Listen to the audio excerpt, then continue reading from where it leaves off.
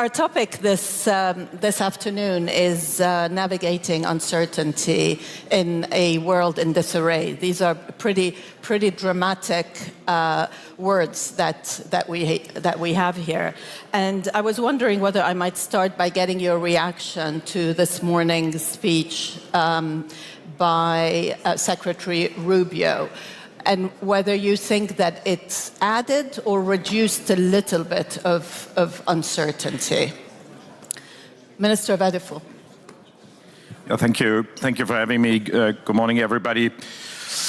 Yes, this was, I would really admit, this was the speech I expected from Secretary Rubio. I think both of us know him for a longer time. We know where he is. We know that he's a true partner. We know, especially with regard to the congressional delegation we can welcome here in Berlin, that we have really true partners in the United States of America.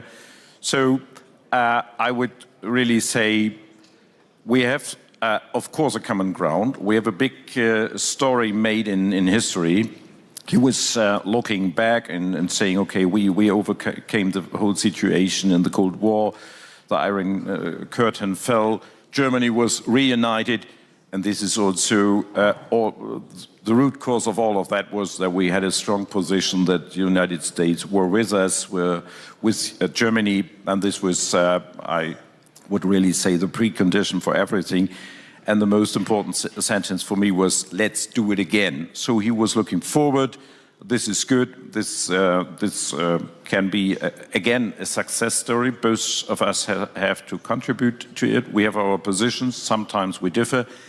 But I would also say, if we talk about uncertainties, besides this, for Germany and for Europe, it's absolutely clear. We need new global partners. As I'm sitting here next to my friend Jaish, I would say India is one of the most important partners for Germany. We will come to it later on, I assume, but this is absolutely clear. Europe has really actively to seek for new global partners who share our values, firstly, and of course who share our interests.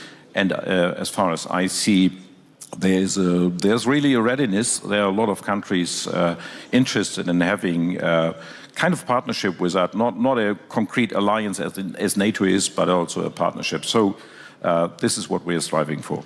I want to come back to that point, but let me get your reaction first, Minister. Well, what you heard this morning. Yes, to be fair, I was just coming in. I was just landing in at that time. I listened to parts of that speech. That is a very diplomatic answer. No, but it happens to be true.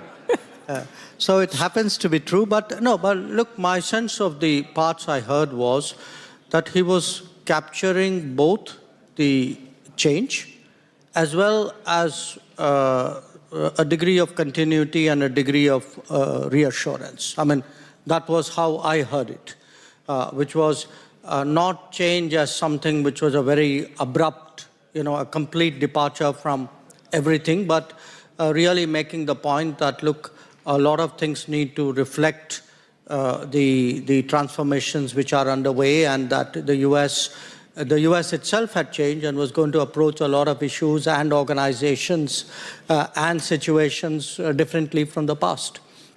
So I mean, to me, there was both sides of it, the continuity side and the change side. And frankly, in many ways, I think, as Johann said, it conforms to what I've heard from Secretary Rubio over the last year. I think, given all the sessions that we've had so far at Munich, the theme is that we are going into some new world order. I wonder whether you could both define it a little bit for me, but also, how do you navigate it, Minister Wadephul? I would still say, and this was also, I would say, a very clear message from Secretary Rubio, that we have to beware and we have to stay and stick to our international rules-based order, which is, of course, in first line the United Nations. This is our board of peace, and we keep it like that. We have, of course, to reform it. We have to make it more effective, as Rubio said this morning. And of course, UN has to deliver, and not only to stand at the sidelines. And we are absolutely clear, we are supporting the UN80 process.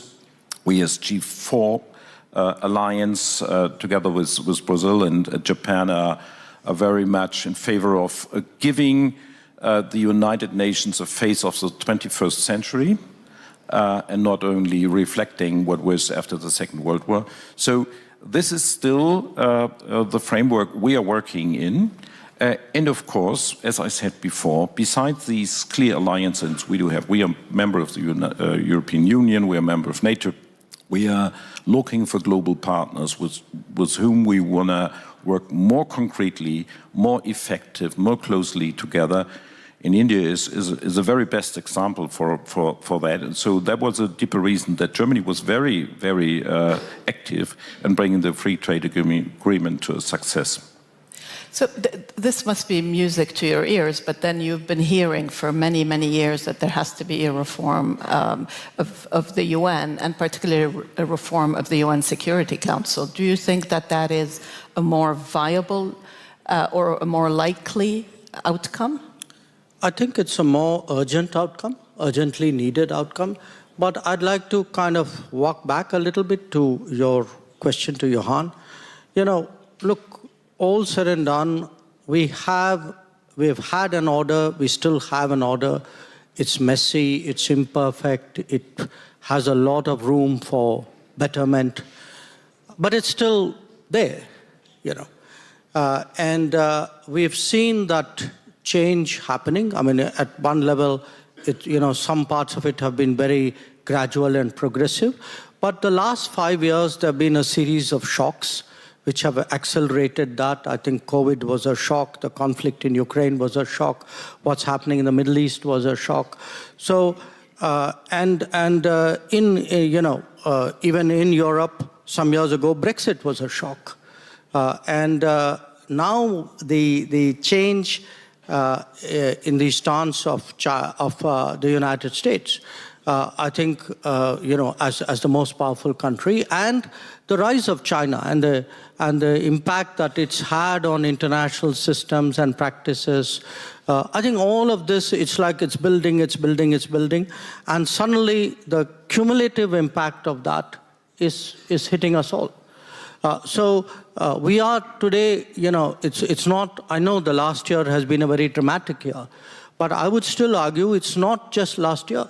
It's really been building over the last decade, particularly over the last 5 years. And we don't have an answer. I mean, what we are seeing is the impact of it on the international system. And now we are saying, okay, how does it take the shock? What will happen? It will take time.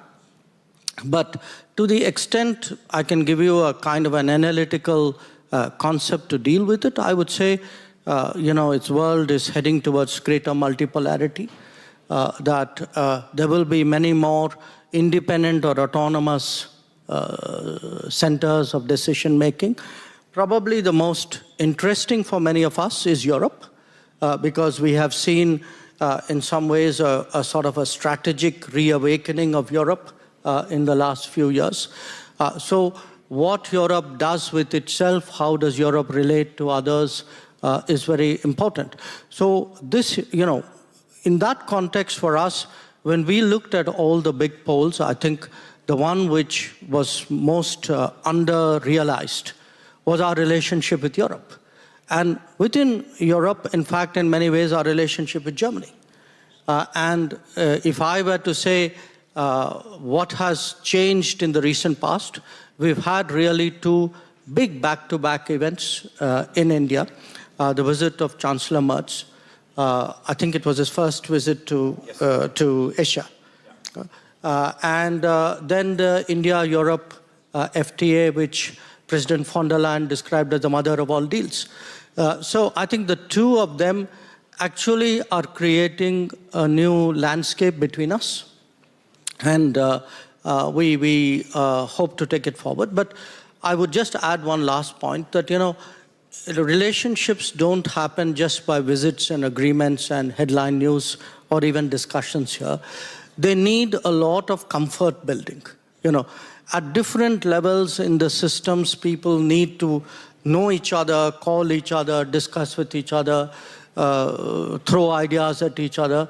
We need India and Europe and India and Germany to work to build that level of comfort, which I think is eminently feasible. And that's really what I see as the task before us. Do you think that if, Minister Wadephul, do you think that 2-3 years ago, you would not have had such a deepening relationship with India? And to what extent is this relationship part of the way that you are thinking about China? No, to be honest, 2 or 3 years ago, I wouldn't have expected that we would come to that very level of cooperation between us and between the European Union and India as well. As Jais correctly said, we're just building up a new center of sovereignty here in Europe. And of course, he referred to the shocks we had in the last years. And of course, the last one was only Greenland. Before that, of course, the Russian war of aggression and so on and so on. We all remember that.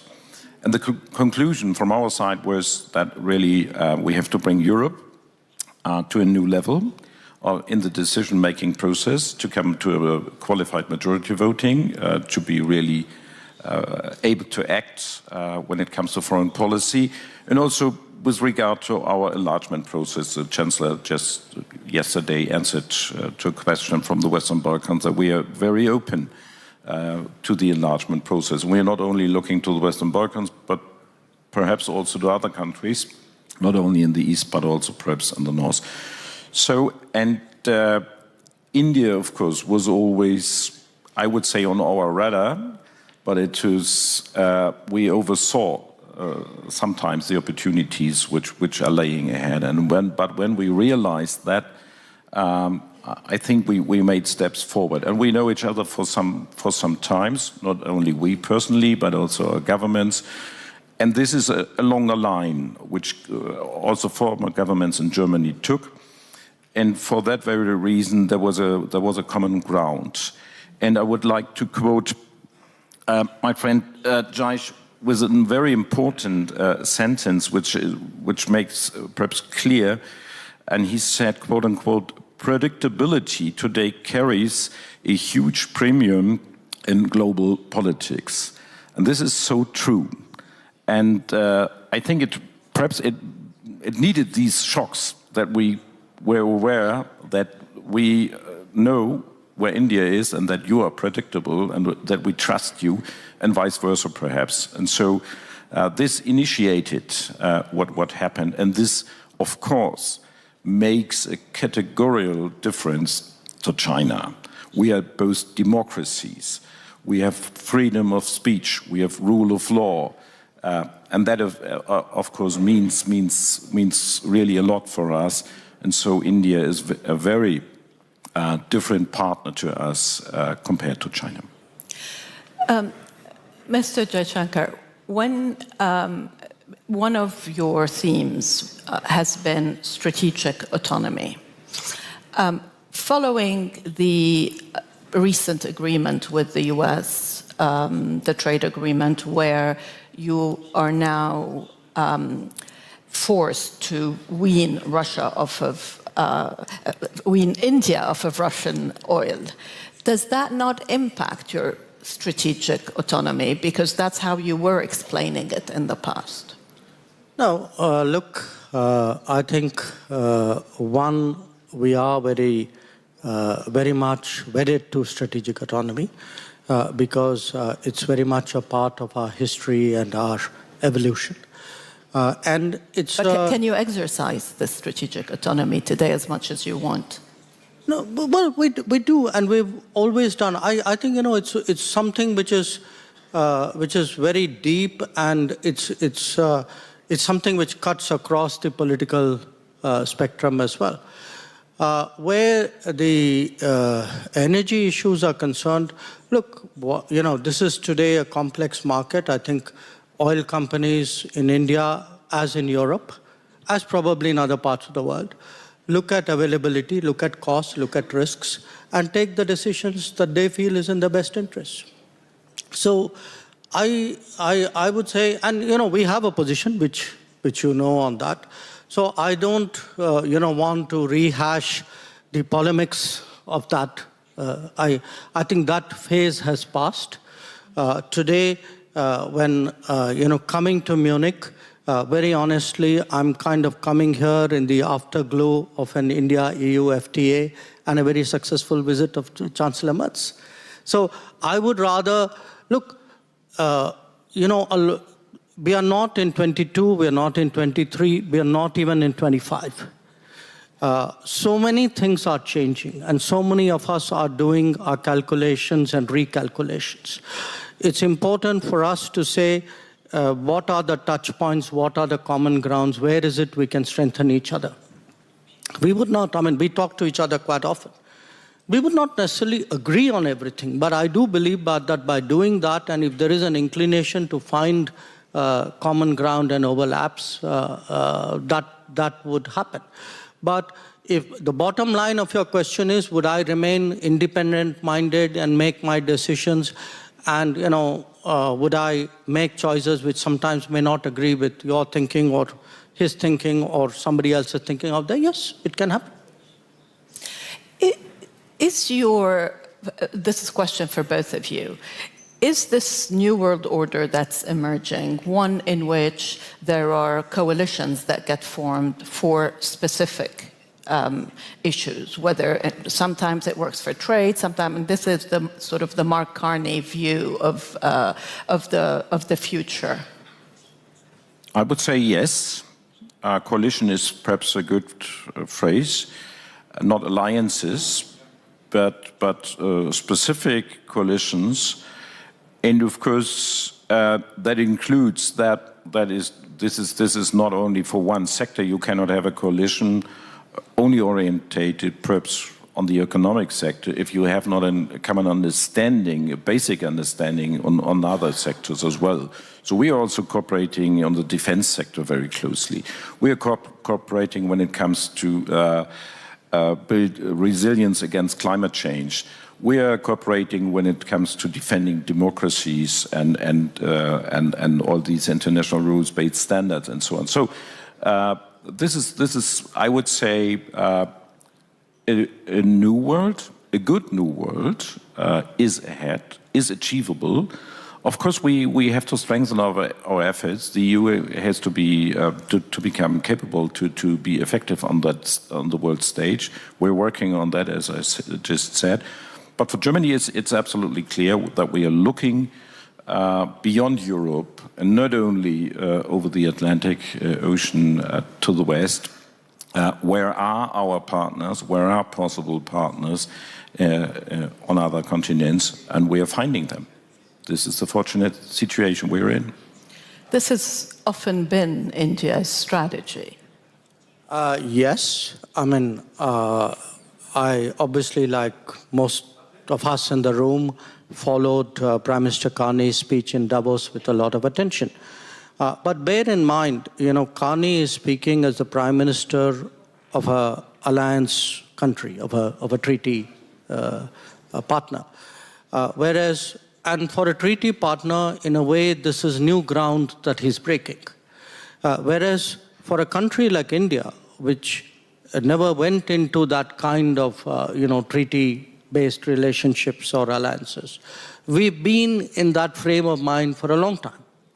That is part of the strategic autonomy thinking, belief that I spoke to you about. So if you look at it, we have Quad, which is with the US, Japan, Australia, very important in the Indo-Pacific. We've had BRICS, originally with Brazil, Russia, China, then South Africa, now 5 more are added on. We have a number, if I actually count them, I think we have probably more than 20 of these trilateral or more than trilateral combinations. In fact, we just did one with Canada, with Mr. Carney. India, Australia, and Canada on a You're certain... deepening your relationship with Brazil as well, aren't you? Yes, yes, indeed. We have one with India, Brazil, South Africa. So we are as three developing democratic countries. So for us, this kind of coalition or working groups, call it what you would, but essentially an effective, practical, agenda-based coming together of countries on a regular basis. This has been very much the hallmark of Indian diplomacy now for about 2 decades. I'm going to open it up for a question after this one for Minister Wadephul. What do you think of a world made up of spheres of influence? And what is your sphere? Yeah, of course, our sphere is of course Europe, but I have to realize that there are powers who are trying to have that spheres of influence, and of course, in a way, we have to build up resilience in Europe against that. So that is a very good reason for us to look for these partners. And like India does have a lot of partners, so do we, as Europeans, as Germans, with a long-lasting relationship with Japan, a big friendship. I was just in Australia and New Zealand and visited Singapore and the Pacific Islands. I will spend my next longer visit to Latin America, so being in Brazil, Argentina, perhaps also Chile. So we have a lot of partners, and of course I would have to mention the African continent as well.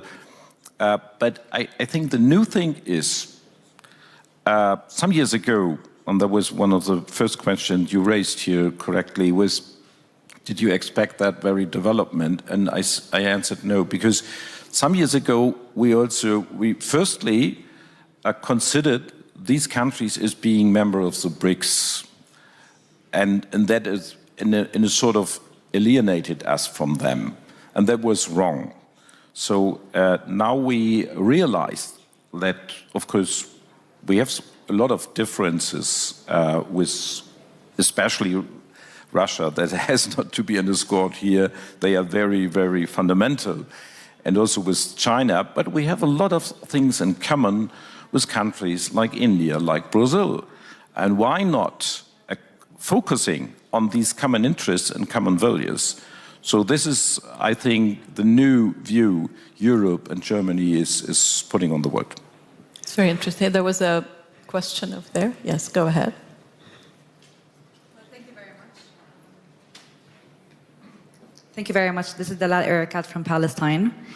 I want to touch upon the India, Middle East, Europe Economic Corridor, the IMEC, which we did not hear today. It is framed as a platform for connectivity, stability, and shared prosperity. How does India envision IMEC contributing to a regional stability in a way that is inclusive of Palestine and the Palestinian rights and consistent with international law and the two-state solution, so that economic solutions and integration and the trade road competition that brings also Europe and Germany to the board do not proceed alongside political exclusion of the Palestinian rights? Thank you. Well, you know, we have a long-standing position on Palestine, which you're familiar with. And when we embarked with a set of partners on the IMEC, the purpose of the IMEC is really to address connectivity, logistics issues, and improve the economy. So I would be careful sort of mixing up the two issues. The purpose of the IMEC is not to solve the Palestinian issue or to somewhere contribute or strengthen or... So I do think each of those issues is important, but I would not take one as the solution for the other. Is IMEC progressing? It's something that I think President Trump was quite excited. Answer is kind of yes, but not at the pace at which people initially expected it to, which is understandable because there was a big conflict going on in the Middle East and everybody's attention was on that conflict. But what I do see, I mean, when I come to Europe, especially when I meet people, countries, governments, leaders, businesses from Mediterranean Europe, but not only from Mediterranean Europe, from Germany as well, from France. There's a big European interest in IMEC. There's a big Indian interest in IMEC. We are the two ends of it. Remember, this is the historical trade route of hundreds, if not thousands of years. So we are trying, yesterday, I think Chancellor Merz used this coming back from a vacation from history. I think when you come back from the vacation, you'll discover IMEC is also a part of history which you need to reinvent. There's another question down there. Yeah. Brankica Jankovic from Serbia, human rights expert. My question is for Minister Wadephul. You are also well known as credible and reliable leaders, and I cannot agree more what you quoted about predictability. And my question is, maybe for $1 billion, how to ensure, how to promote and ensure that predictability became a special value on the global level? How to do that? And what do you see, what was the biggest, maybe perhaps mistakes EU made last 2 years in relationship within the other partners? Those are two big questions. I think predictability, I think you have to give an example. In predictability, and you should work together with other partners who live for that very standard. And we have to defend what we called the international rules-based order, especially the UN system. So I would say if we are clear with that, and we work together with partners who are also predictable, I would say we bring more certainty to the world order, which is so much needed. And also we should address if this was violated. And this perhaps could be the task for the European Union to be more clearer in the future. There are some occasions, if I remember, if I look back the last 2 years, of course, where we could have been clearer. A good example, perhaps put it this way, was our reaction on, of course, the Greenland issue in the last few weeks, where Europe was absolutely clear where we are, and the Chancellor just reiterated it yesterday, that we are, of course, defending the sovereignty of the Kingdom of Denmark and of Greenland, as we were defending and are defending the sovereignty of Ukraine. So this, we cannot be divided on these issues, but we have to be clear and we have to be sustainable on these questions. I think we can take one last question. Oh, sorry, it's the gentleman at the back. Sorry.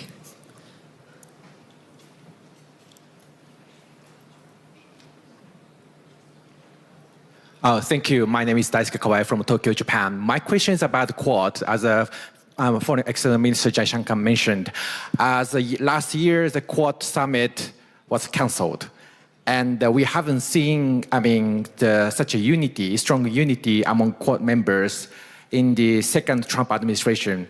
Do you see possibly, or the Quad unity will be sustainable in the Trump second administration? Thank you. Just a point of correction, I wouldn't say the Quad summit was cancelled because it was never specifically scheduled. It didn't take place, yes, that's correct. But at the same time, I would point to the fact that the first meeting which Secretary Rubio held the day he became Secretary of State was the Quad Foreign Ministers meeting. And then he did a meeting again in July in Washington, for which all of us went. So we actually had 2 Quad Foreign Ministers meeting, and I want to assure you that the other parts of the Quad, the various mechanisms, all of those are going on. So the fact that the Quad did not take place at the summit level itself, I won't overread it. So do stay tuned. Thank you very much indeed for both of you, and we will be watching this budding relationship back at the FTA. Thank you.